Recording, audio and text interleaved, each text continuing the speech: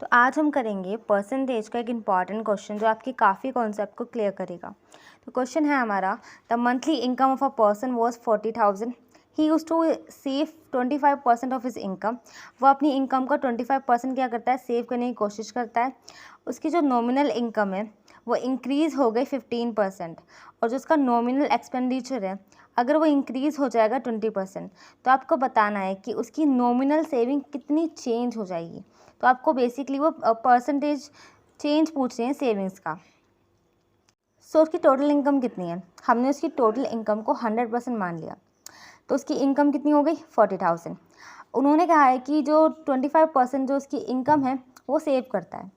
तो 40,000 का अगर हम 25% निकालेंगे तो कितना आएगा, 10,000 रुपीज़ आएंगे। तो सेविंग उसकी कितनी हो गई, 10,000 रुपीज़। अगर हम इनकम में से सेविंग्स को माइनस कर दें तो एक्सपेंडिचर आ जाएगा। तो 40,000 में से अगर 10,000 गए तो कितना बचा, 30,000। ये उसके एक्सपेंडिचर हो गए। पार्ट में पूछा है कि जो उसका नॉमिनल इनकम है वो इंक्रीज़ हो गई 15%, और उसका नॉमिनल एक्सपेंडिचर है अगर इंक्रीज़ हो गया 20%, तो सेविंग्स कितनी हो जाएगी उसकी, मतलब सेविंग्स में कितना चेंज होगा पहले से। तो हम क्या करेंगे, पहले उसकी 100% इनकम थी, उसका 15% इंक्रीज़ हुआ है तो कितना हो जाएगा, 115 हो जाएगा। तो 115% निकाल देंगे हम उसकी पहले वाली इनकम का, तो कितना आएगा, 46,000।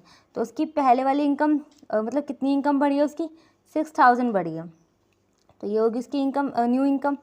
उसका जो एक्सपेंडिचर है वो कितना हुआ है, 20% इंक्रीज़ हुआ है। तो जब हम निकालेंगे 30,000 का 20%, तो वो कितना आएगा, 36,000 आ जाएगा। उसके बाद हम क्या करेंगे कि सेविंग कितनी आएंगी, 10,000 रुपीज़ आई है। पहले वाली कितनी आई थी, 10,000 आई थी। अब चेंज कितना हो जाएगा, जब 10,000 में से हम 10,000 को माइनस करेंगे तो कितना आएगा, 0 आएगा।